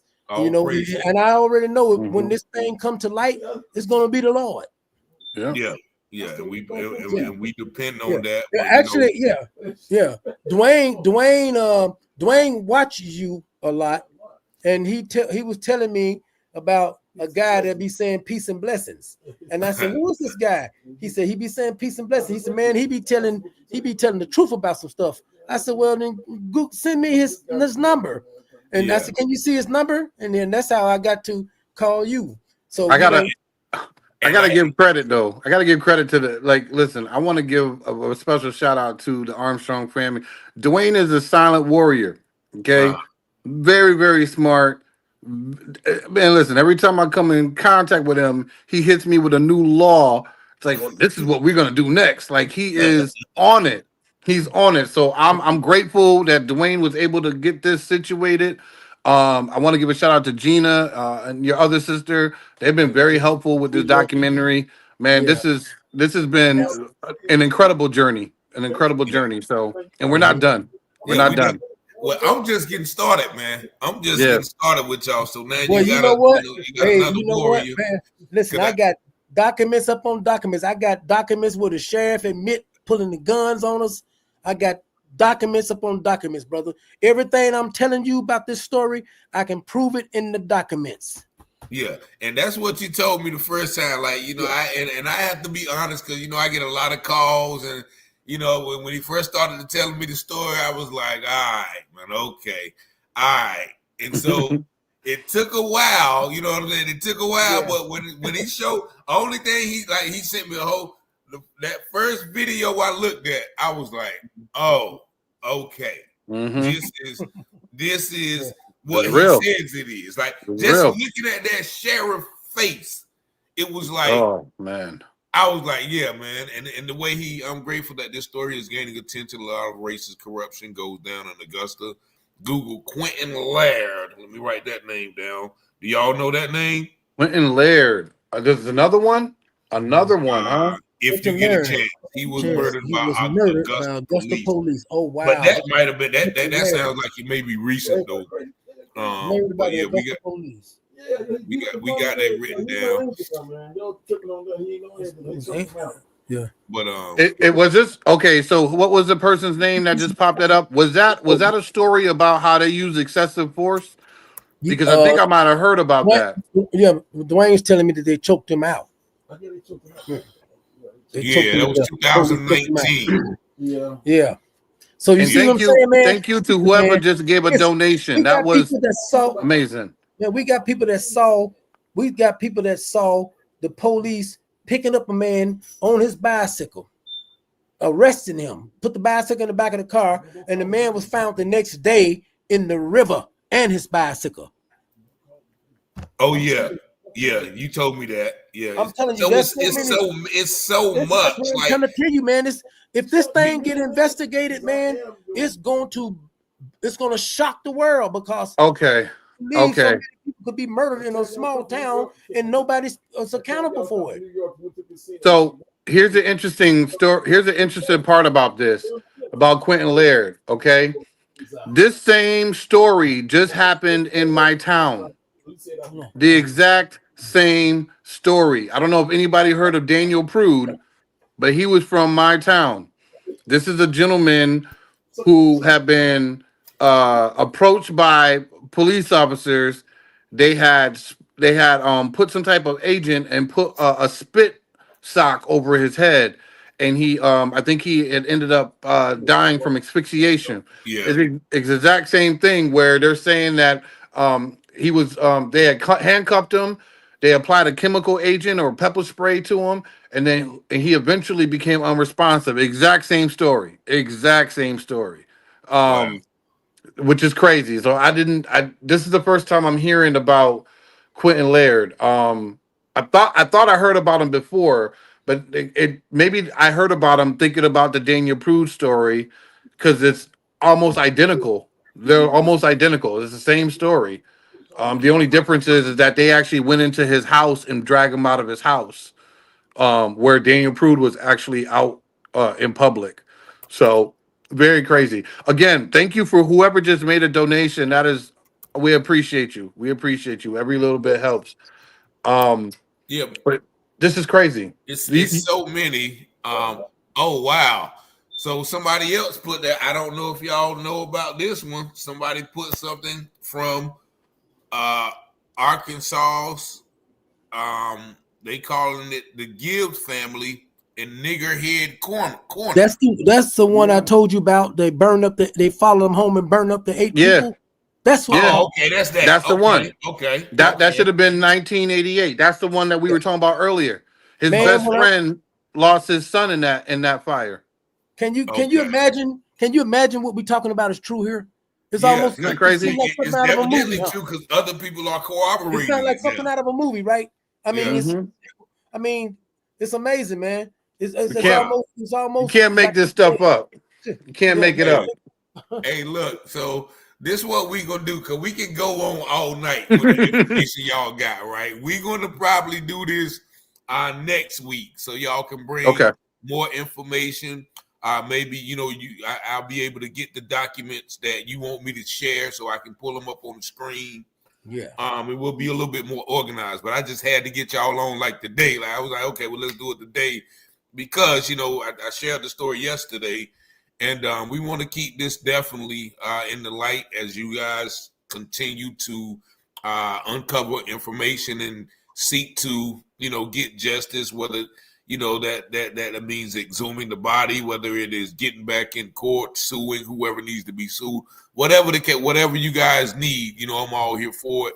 And I believe the people who are watching this, shout out to all of you guys who have stayed with us all night. I really appreciate y'all taking the time to interject, to corroborate, to give us more information on other stories, to donate to the family, share this video because we are all one. Like I just met these brothers last week, and now we are on a similar path, and we have to use our own particular gifts, our skills, our knowledge to help each other in whatever it is that we can help, or however it is we can help. And so I really appreciate y'all first and foremost. Once again, I really thank you for the super chat. And we got about 5 or 10 minutes left, so let me make mention of Mr. Hillard Thomas. Mr. Hillard Thomas. He's an aspiring, upcoming screenwriter. He's already written a screenplay for a movie based on my book, and he was supposed to be on here with us tonight, but maybe he works so maybe the next time we can do it or whatever. But I want him to, if we can get this documentary done along with this screenwriter, whatever, we can show the world a story that is you almost can't fathom it unless you actually seeing it, because it's almost unheard of that people can be. I have documents, man. I have testimonies that they saying they saw this and heard this and saw this, and who does that when nothing being done about it? If it was nothing, listen. When this house burned, the lawyer called down there and told them don't tear that house down because it's under investigation. They went around through town and got every wino they could, tore the house down, took a bulldozer, bulldozed all the dirt up, put it in the back of a big truck, hauled it off, come back with new dirt and spread it out. It was never done in that town before then, and it has never been done since. And there's houses down there now done burnt. All the debris still in the grass and stuff that's been down there for months, upon months. He's taken me all around the town. To cover this up. Everything he took me all around town to every burnt house that's down there, and his house is the only one that's not any longer there. Wow. So that's definitely a with Mr. With my friend here and Mr. Thomas. Man, I think the Lord bless us to get this stuff on the screen. It's going to shock the world because it's almost, it's almost unbelievable. But it's not like these murders were taking place with just by anybody, whatever. But these polices and all of them, they was a part of it, and they were turning their back on it. Yeah, and refused to investigate even ours. They refused. This is 1984, and I got it in documents where they refused. That's what I'm saying, man. It's amazing. 84 was when Cameo and all them was the bomb. Everybody was, jamming Cameo and all this and that. That's the year where blacks thought they had basically arrived. Yeah, that's what I'm saying. It's over now. You know what I'm saying? We won. While they thinking they had arrived, we was being oppressed. Somebody said if we can blow up some of these cases in Arkansas, you will blow up open racism at its finest, and that's that's open as it get. Like just looking at that sheriff, like I'm a good judge. Like he just sitting there, like man, this case is over, as far as I'm concerned. Like what, you know what I'm saying? You got concerns about it. That's that racist. I'm white and I say so mentality. Look, I want it over with because I don't want y'all to know that we killed your kids. Yeah. In Florida, we wanted to kill you. I wish you came back with a gun. Where he gonna get a gun from, man? His house is on fire. Yeah. Right. Yeah. So makes no sense. Florida didn't even own a gun. So here was another piece, because I talked to Deborah Mathis, and that was the woman that was doing the interview with him when he was lying. Okay, I got a chance to interview her earlier this week. Okay. And I explained to her that when I went to college, I don't know if anybody ever saw that show, Lie to Me. I went to college and I learned how to do that. Like I learned how to read people's expressions, the way they talk, their eye movements, all of that. I thought that would be a great skill to have when I was going into filmmaking, if I ever did get to do interviews or documentaries. And this is my first one. I've been doing film for a while now, so this is my first documentary. And man, it couldn't have been a better documentary. Like this is where it is right here. So I'm watching these videos for the very first time. Shout out to Dwayne and and brother Joe. He was on here as well with the interview. I'm watching these videos and I immediately knew he was lying. Now, not the video where he actually lied, where he said, "Oh, I'm not a part. I don't know anything about that, but except for that last time I was up." Not that one. The one where he just started talking and where he was like, it was just like the simple interview, and I started watching. I'm like, okay, this man is lying, and the way I knew he was lying, he was doing this. Yeah. Right. Yeah. And it's almost. And so here's the thing: when people do this, and I'm probably gonna give away all my gems here, but essentially what this means is that when they're putting their head down, they're thinking of what to say at that moment. It's not scripted, right? It's not anything that he had planned. You could tell, because if he had it planned, it would have been almost like it's almost like an outline in his brain that he would just look at the person and just recite what he was going to say, right? So in this case, he's putting his head down and he's actually thinking about what he's trying to say at that moment, and he's making it up as he goes along. And then comes the Deborah Mathis video when she actually puts him in a corner and says, "This was debunked, so you have an unsolved crime." If you watch his hands at the moment he did that, that was a dead giveaway, because at that point he was trying to pivot. Are you talking about from the source of the cause? Like he's trying to drag it out. And I told Deborah, I said, I so wish that I had the unedited video of these interviews, because there is so much more that you would be able to get from those interviews, from him talking, and the fact that they cut it. I was like, I know what it's like on the screen floor when you're cutting stuff. If we had that full interview, man, I am pretty sure he would incriminate himself in those videos even more than what he did. Now, mind you, she doesn't have the control to edit those videos. So Yeah. whoever edited those videos, they edited at the perfect spot that he could not incriminate himself anymore as a public official. Yeah. Okay, so Exactly. there's things that us on the video end, I'm sure Mr. Taylor, you agree too. When you go to editing, there's certain things that you don't want people to see, Exactly. whether it's a blemish or a mess up in the video. Of course, you're going to edit that out, right? Yes. So these are things that I've been watching. I watched that video. If you watch those videos, you'll see broken glass. You see the burnt Yeah. little bottom of the stair, the you know the hand, all this stuff, and you can put together the entire story from three videos, Mm-hmm. and those pictures that he has in his possession. Yeah. Forget about all the other backstory. You look at those actual pictures that he has, and you see those three videos, you would immediately know what happened in this situation, right? When me and Kent sat down originally and he started telling me the story, I think we were sitting together for about 3 hours, and it was so much information. I knew he knew I was glass-eyed at by the time we was done, because I was like, man, how on earth have you been able to deal with this for 40 years? And I know, I mean, that's the measure of a man, where you have the ability to tell this story over and over and over again to try to get to a point where somebody will finally listen. We're listening. Yeah, we Okay? definitely. I'm listening. We're I'm with listening. you. And like I told you, we talked about 45 minutes to last night, and I was like, bro, Mhm. I can't take no more. I can't take no more information. So I can It's a imagine lot. you getting it from him. And like I said, I told the kid, every time, he going in too. Like, bro, we got, and I got to go. We gotta go to there's, sleep. there's so much. So what I'm going to do right now, I'm going to end the live. We at 2 hours, but I thank you, brothers. And thank you. Thank you too, man.